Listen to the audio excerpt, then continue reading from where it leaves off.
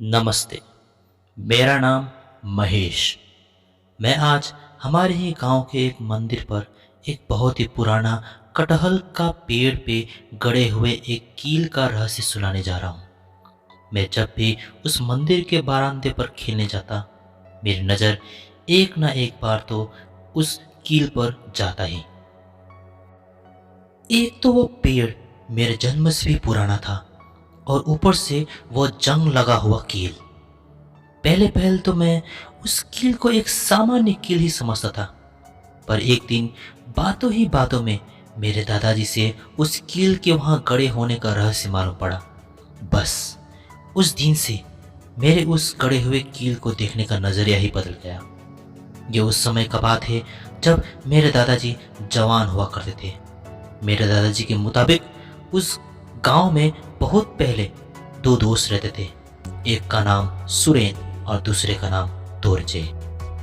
दोनों ही इस गांव से दूर एक मील पर काम करते थे। दोनों प्राय प्राय हमेशा रात के समय एक साथ ही घर लौटते। मील शाम के 5 बजे बंद होने के कारण घर लौटते लौटते हमेशा उनको रात हो जाता। एक रात ठीक ऐसे ही वे दोनों मील से घर लौट रहे थे।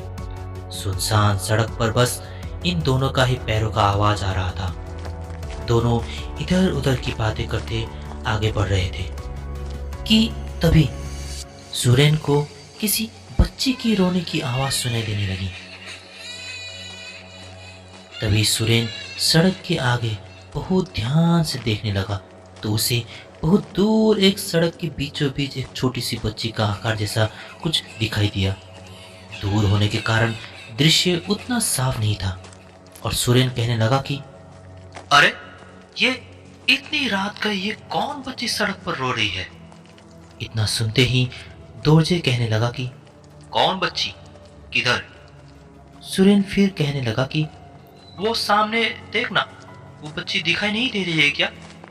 इस पर दोरजे गुस्सा हो गया और कहने लगा कि बेकार में मजाक मत कर, ये ऐसे समय पर मजाक सोच रहा है क्या। सुरेन कहने लगा अरे दोरजे, मैं भला ऐसा मजाक क्यों करने लगा। समझ नहीं आ रहा है कि आखिर वो बच्ची तुझे क्यों नहीं दिखाई दे रही।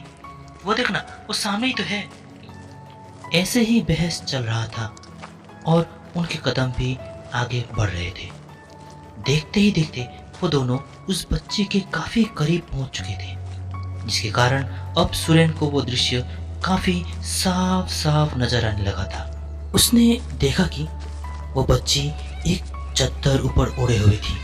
वो बच्ची काफी छोटी थी और लगातार रोए जा रही थी। उसने चद्दर कुछ इस प्रकार ओढ़े हुए थे कि उसके दोनों हाथ दिखाई नहीं दे रहे थे। चेहरा कुछ साफ नजर नहीं आ रहा था, पर उसका आकृति पहले से काफी साफ था। सुरेन जितना उस बच्चे के बारे में कहता, दोरजे उतना ज्यादा गुस्सा होता। सुरेन को कुछ समझ नहीं आया कि आखिर यह बच्ची इतने करीब होने के बावजूद दोरजे को क्यों नहीं दिखाई दे रहा। पर दोरजे को इस प्रकार गुस्सा होते देख सुरेन भी चुप हो गया। पर सुरेन को अब भी वो बच्ची दिखाई तो दे रही थी।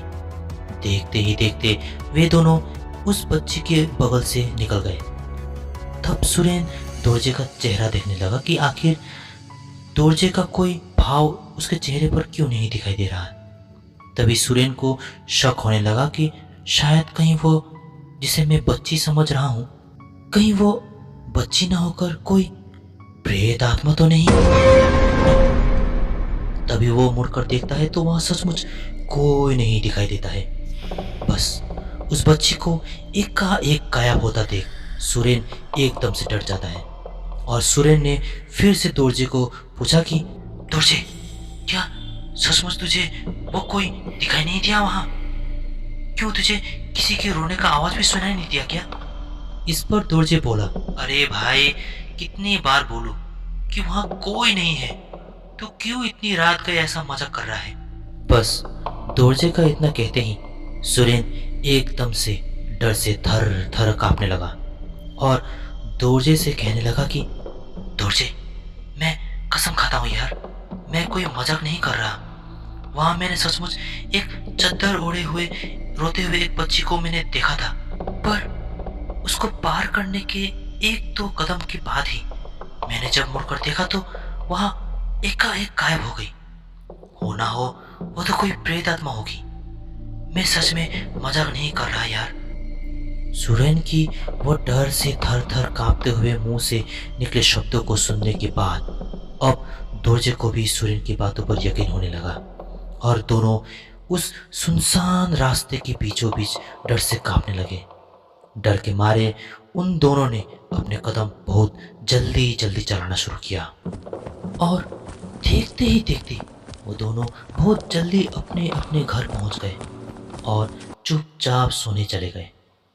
और देखते ही देखते रात जैसे तैसे कट गया।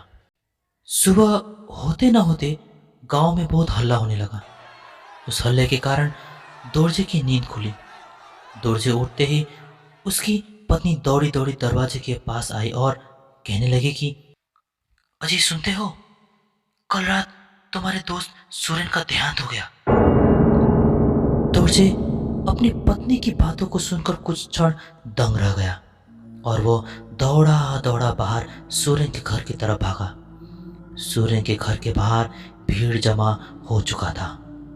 उस भीड़ को देखकर दोरजे की दिल की धड़कन तेज होने लगी और वो सीधे सुरेन के घर के अंदर चला गया। तो वो देखता है कि उसके सामने सुरेन का शव पड़ा है और सुरेन का पत्नी का रो रो कर बुरा हाल हो चुका था। कुछ देर वहां रहने के बाद दोरजे ने एक रात पहले घटे उस घटने के बारे में सबको बताया। तो उसी बात को खत्म करते ही सुरेन की पत्नी बोली कि कल रात को सुरेन घर आकर चुपचाप सोने चला गया और वह काफी डरा हुआ भी था। उसके डरे हुए चेहरे को देखकर पत्नी ने कारण पूछा तो सुरेन चुपचाप सोने लगा। फिर आधी रात को अचानक सुरेन को बहुत तेज बुखार आने लगा और देखते ही देखते कुछ ही देर में सुरेन का हालत बद से बदतर होने लगा। रात भर उल्टियां और डायरिया होने लगा था और देखते ही देखते सुरेन ने बिस्तर पर ही अपना दम तोड़ दिया। सुरेन की पत्नी की वह बातें सुनकर तो दोरजे का पांव डर से कांपने लगा और साथ ही साथ अपने दोस्त को खोने का दुख भी था। 2 दिन ऐसे ही बीत गया। तीसरे दिन दोरजे को नींद में ही सुबह सुबह कुछ आवाजों का कारण उठना पड़ा। ठंड का मौसम था, इसलिए दोरजे को एकदम इतनी सुबह उठने का मन तो नहीं कर रहा था, पर उन आवाजों के कारण दोरजे अब सो भी नहीं पा रहा था और गुस्से में मन ही मन बड़बड़ाते हुए वो उठ खड़ा हो गया। बाहर आकर देखा तो वहां इतनी सुबह उसके सिवाय और कोई भी उठा हुआ नहीं था। बाहर चारों तरफ कोहरा ही कोहरा होने के कारण कुछ साफ नजर नहीं आ रहा था। बस दूर कहीं से कुछ बच्चों के खेलने का आवाज आ रहा था। ध्यान से सुनने पर दोरजे को लगा कि वह आवाजें उसके ही खेतों से आ रहा है। उसे लगा कि बच्चे सुबह सुबह उसके खेतों में घुसे हैं खेलने के लिए।